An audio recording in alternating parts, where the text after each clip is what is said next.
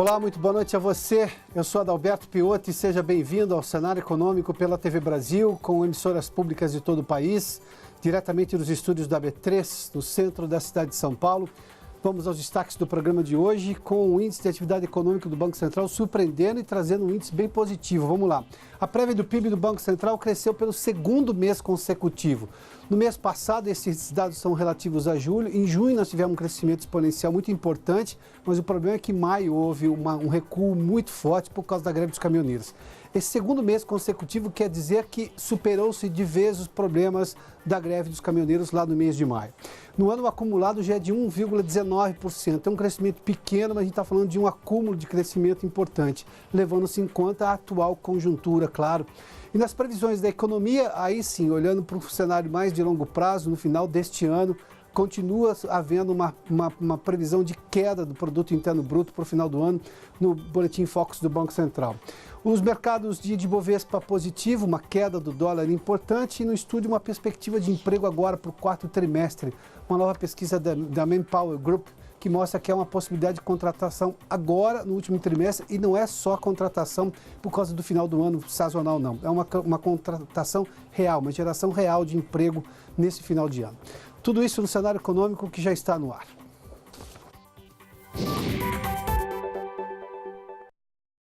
Dia de alta do Ibovespa, uma queda do dólar, as ações da Petrobras também subiram bem hoje. Vamos dar uma olhadinha no mercado financeiro.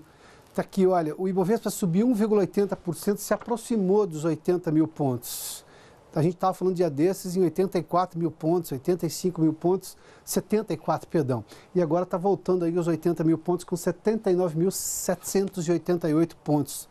Para quem estava dia desses a 74, 75, a gente percebe um crescimento da Bolsa novamente, alta de 1,8%. Se a gente olhar as ações da Petrobras, uma das ações importantes do índice, mas os bancos também subiram hoje. Banco do Brasil subiu, Bradesco subiu, Itaú subiu. As ações da Petrobras hoje subiram quase 3%. 2,98%. Durante o dia essa alta foi até um pouco maior, a R$ 19,35. Agora está se descolando um pouco daquele andar de lado que a gente estava mostrando nos últimos dias. Um dia subia, outro dia descia e ficava sempre em torno de 17, 18. Agora foi R$ 19,35 a ação da Petrobras. O dólar comercial a R$ 4,12. A gente pode falar de um leve recuo. 0,86%. Só um comentário sobre o dólar. Não raro você ouve aí economistas fazendo menção que se levar em conta a alta do dólar nos últimos tempos, mas se levar em conta a inflação, esse dólar seria baixo, ele estaria na casa dos R$ 6,50, R$ 7. Só que a economia não é matemática. A economia usa a matemática para fazer cálculo. A economia é perspectiva, uma série de outras posições que levam em conta a análise econômica de um país. Esse dólar é alto e traz problemas para o país. Esse dólar é artificialmente em 4,12. Há todo um temor em relação ao resultado da eleição, ao comprometimento do novo governo com a reforma fiscal, ou seja, com as reformas do país, do ponto de vista de responsabilidade fiscal que tirou o país da crise de 2015, 2016. Esse dólar aqui, mesmo com essa avaliação meramente matemática, estatística, que fazem alguns economistas, esse dólar está artificialmente alto no país. Isso é um problema, sobretudo para partes da economia, ou parte da economia que vive de insumos importados. Quando a gente vê o dólar alto, a gente já falou disso aqui, eu adoro citar essa história porque ela é de uma mesmice insuportável. Vamos lá. O dólar sobe, tem sempre uma reportagem na televisão, quanto custa agora para viajar a Miami, a viagem à Disney ficou mais cara, a viagem ao exterior ficou mais cara. Isso é apenas um fato, porque nós temos, por exemplo, comprometimento dos combustíveis.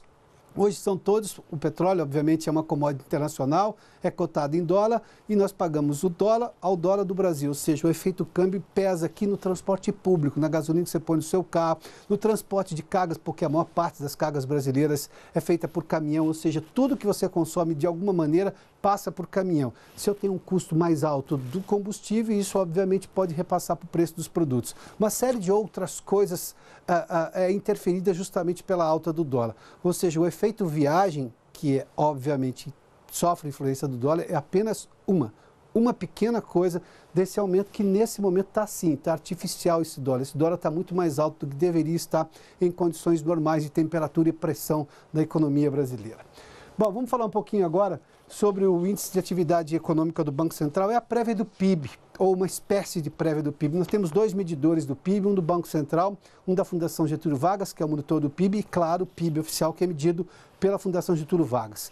O índice de atividade do Banco Central, que é feito mensalmente, surpreendeu esse mês. Havia uma previsão que não passaria de 0,20, 0,30 nas previsões mais otimistas. Cresceu, na verdade, agora em julho de 2018, 0,57%. É o segundo mês de alta consecutiva, nós estamos falando de um crescimento pequeno, é verdade, mas maior do que se esperava, e esse detalhe é extremamente importante.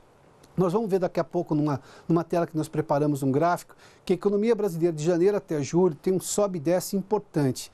Todo mês, um mês sobe, no outro mês desce. Mas aqui nós tivemos, pelo segundo mês consecutivo, uma alta. E uma alta importante, levando-se em conta a atual conjuntura da política da economia brasileira, que está sofrendo muito parte dos efeitos internacionais de uma guerra comercial que pode acontecer mais intensa entre os Estados Unidos e a China. E, claro, o Brasil é um grande exportador e, obviamente, participante desse mercado internacional. E, por outro lado, o ambiente doméstico, o ambiente eleitoral doméstico, que traz muita indecisão.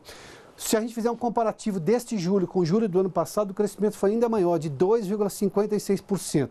No acumulado do ano, 7 meses já, 1,19% de crescimento econômico. Em 12 meses, 1,46%. Nos últimos 12 meses, a gente tem quase que a previsão do mercado do crescimento deste ano, de um PIB em torno de 1,5%, um pouquinho abaixo de 1,5%. Hoje está um pouquinho mais baixo, a gente vai ver no Boletim Focus. Mas a gente tem 12 meses aqui, até agora, um crescimento de 1,19%.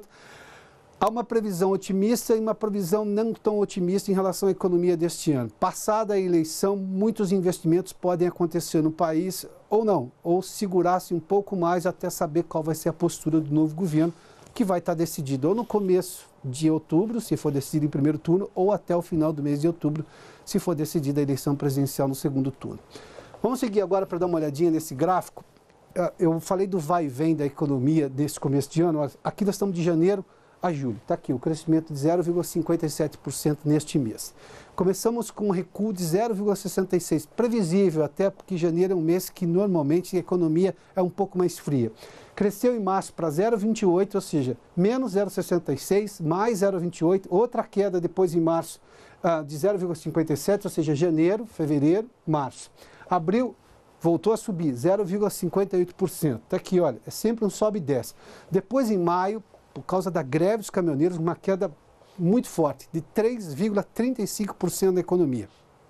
Para depois subir em junho, com a retomada, o acerto da greve, a finalização de toda a negociação em relação à greve, subiu 3,42% para tentar recuperar a economia.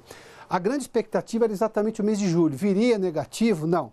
Veio positivo, e aqui dá uma ideia que, apesar de tudo, a economia brasileira está seguindo com um crescimento menos intenso e menos forte do que se esperava, mas a gente está vendo aqui que pode se revelar uma tendência no mês de agosto, ou seja, julho e agosto, um outro número positivo, o que traria uma expectativa de crescimento maior para a economia. Agora, olhando para um outro cenário, aqui nós estamos falando de expectativa, ali é o número real apurado pelo Banco Central. Aqui nós estamos falando de expectativas econômicas. Sempre às segundas-feiras, o Banco Central divulga o Boletim Focus com expectativas sobre a economia para o final do ano. O que os economistas ouvidos pelo Boletim Focus, são em torno de 100, um pouco mais de 100, pensam sobre alguns índices econômicos para dezembro deste ano. A inflação, houve há um mês era de 4,15, a previsão 4,05, agora de 4,09, ou seja, uma oscilação positiva aqui, mas nada tão forte. O dólar 3,70, 3,80, também um crescimento aqui de 3,83, uma previsão de 3 centavos a mais, porque o dólar se mantém alto com toda essa pressão eleitoral. Vamos seguir agora, é especulação, diga-se de passagem. E agora o PIB e a produção industrial. Aqui o PIB caiu ainda mais, o PIB vem caindo com muita frequência. Era de 1,49 uma semana, ou seja, 1,5, a 1,40 a uma semana, a um mês, perdão, 1,49, 1,40 a uma semana e 1,36%. O mercado está apostando num recuo da economia maior ainda. A gente viu que no acumulado de 12 meses lá atrás era um pouquinho acima disso, quase 1,5%. Mas aqui ainda tem uma outra resposta em relação ao PIB. A produção industrial, que também vinha caindo de um mês para cá, voltou a subir agora de 2,26% na semana passada para 2,67%, ou seja, a gente tem expectativas de crescimento econômico sim, apesar de ser bem menor. Detalhe que amanhã o Comitê de Política Monetária do Banco Central se reúne amanhã e na quarta-feira divulga, são sempre 2 dias de reunião. Na quarta-feira divulga a nova taxa básica Selic, que provavelmente deve ser mantida em 6,5%. Desde março tem sido mantida já há 4 reuniões, é 6,5%, da primeira até a última. E agora, nessa reunião, deve ser mantida de 6,5%. Lá em março foi quando houve aquela redução de 6,75% para 6,5%, mas não houve mais redução depois disso. Detalhe é que essa previsão dos juros deve se manter em 6,5%, que apesar do dólar pressionando a inflação, isso ainda não foi repassado e nós temos ainda um crescimento muito baixo. O ritmo de crescimento da economia, como a gente viu aí, ainda é muito baixo, tanto na previsão quanto os números reais apurados pelo Banco Central ou recentemente, como a gente viu do último trimestre, pelo IBGE. Bom, vamos seguir aqui porque a gente vai falar agora sobre inadimplência. A inflação ainda. Falando sobre inflação, hoje sai um outro índice, que é o IPCS da Fundação Getúlio Vargas. O Maurício de Almeida está conosco no Rio de Janeiro e tem mais informações. Maurício, boa noite. Olá, Piotr, boa noite. O IPCS, Índice de Preços ao Consumidor Semanal, avançou na segunda medição realizada no mês de setembro, alta de 0,9%. Na semana que encerrou, no dia 15 de setembro, 0,06 ponto percentual acima da taxa anterior, que foi de 0,13%. 5 das 8 classes de produtos pesquisadas registraram alta. A maior contribuição foi do grupo de transportes, que passou de uma deflação de menos 0,23% para mais 0,05%. O principal motivo para esse resultado foi o preço da gasolina, que subiu 0,38%. Isoladamente, o item que mais subiu foi o de passagens aéreas, mais 24,46%. Também registraram acréscimo em suas taxas os grupos de vestuário, educação, comunicação e habitação. Piotr.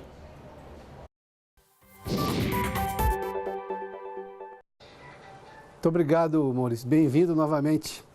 A Vanessa Casalino está conosco em São Paulo agora e fala sobre justamente a inadimplência, até porque o descontrole financeiro, além da alta taxa de juros que a gente fala com muita frequência aqui, o descontrole também é causador de inadimplência, segundo uma nova pesquisa aí divulgada pelo SPC Brasil e pela Confederação Nacional de Dirigentes Lojistas. Vanessa, boa noite, bem-vinda.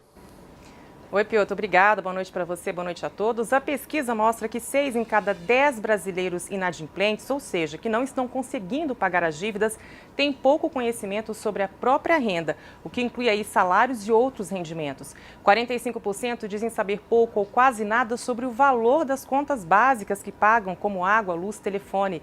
E 61% também não sabem dizer com certeza o número exato de parcelas das compras feitas no crédito. Entre os motivos para não conseguir pagar as contas em dia estão a perda do emprego, redução da renda e falta do controle financeiro, como você disse. E nesse último caso, 39% não resistiram às promoções oferecidas por lojas. E olha só, 14% revelam que costumam comprar mais do que precisam quando estão ansiosos, apenas para se sentir melhor. Problemas no trabalho, um estado emocional abalado por dificuldades financeiras ou no relacionamento familiar também motivam gastos, segundo a pesquisa. Os números mostram que, para além da crise, as atitudes dos consumidores têm papel fundamental nos números da inadimplência. O levantamento mostra também que não há uma tendência à mudança nesse padrão de comportamento, porque a maioria diz não se incomodar ou não dar muita importância a esses fatores, Piotr.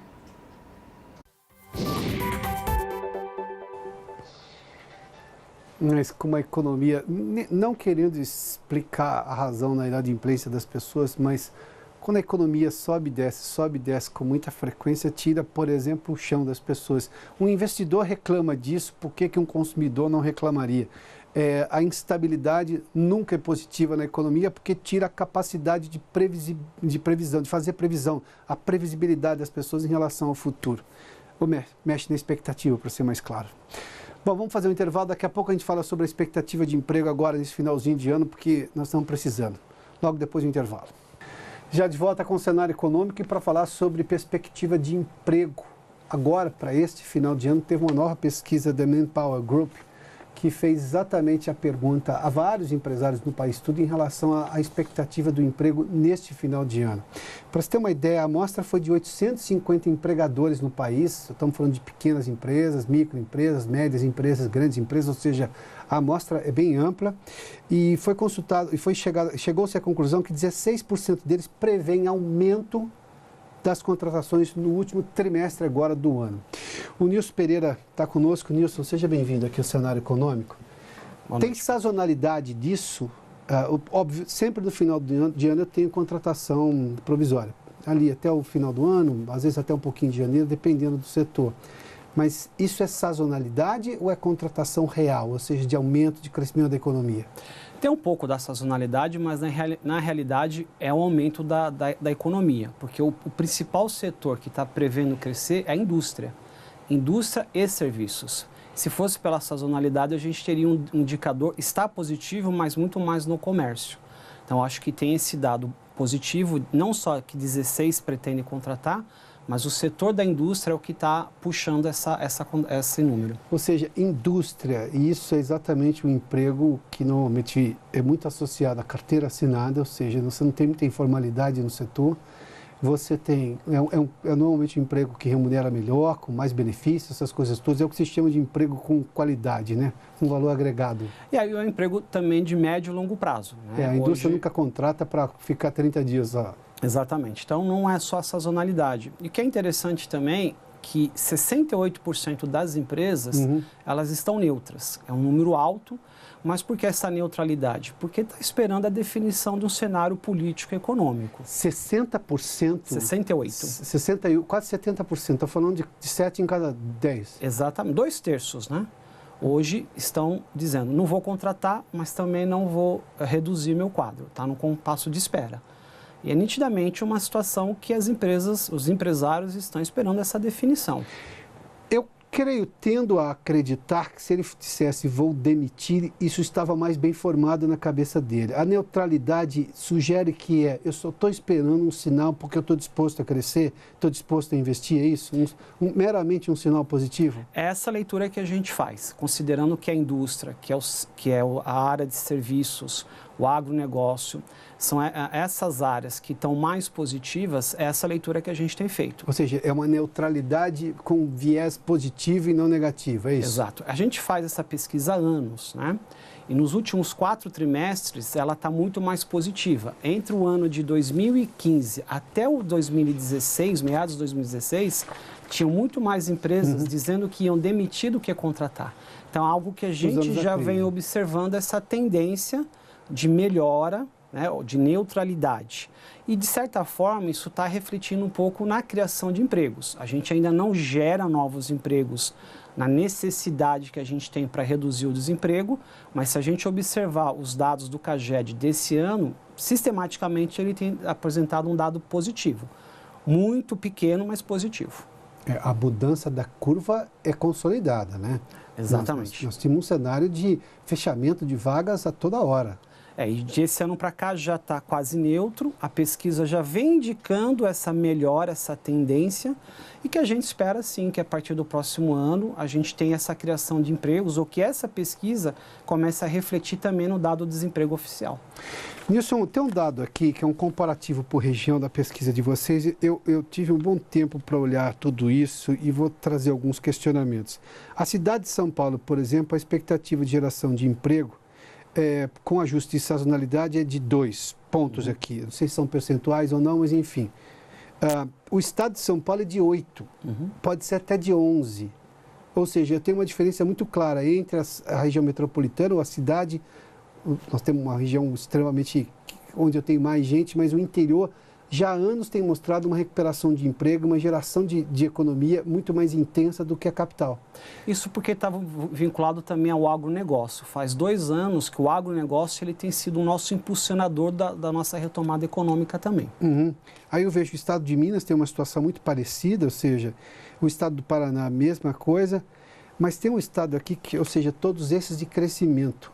Mas o Rio de Janeiro, e o Rio de Janeiro passa por uma crise gigantesca, do Estado, da Prefeitura, um problema fiscal, e o problema fiscal se resolve com arrecadação, Mas se eu olhar aqui pelo emprego, eu tenho, tanto na cidade do Rio quanto no estado do Rio, o índice é negativo, ou seja, eu tenho possibilidade de fechamento de vagas de trabalho.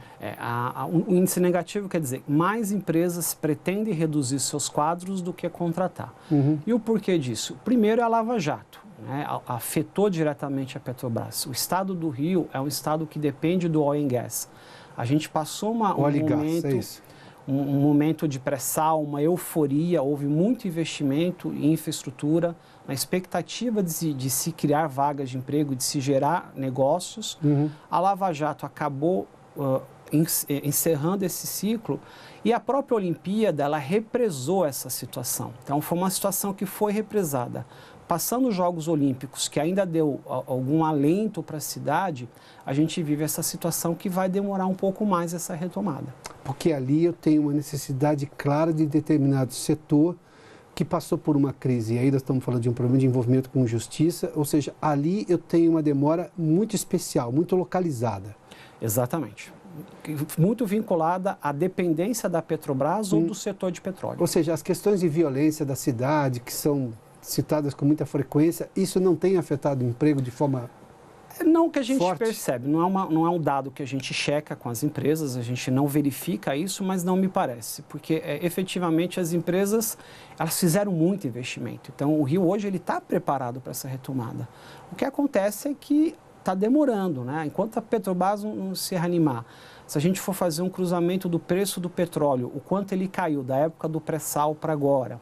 Então, tem fatores econômicos que estão muito mais vinculados a essa questão da geração de emprego no estado do Rio.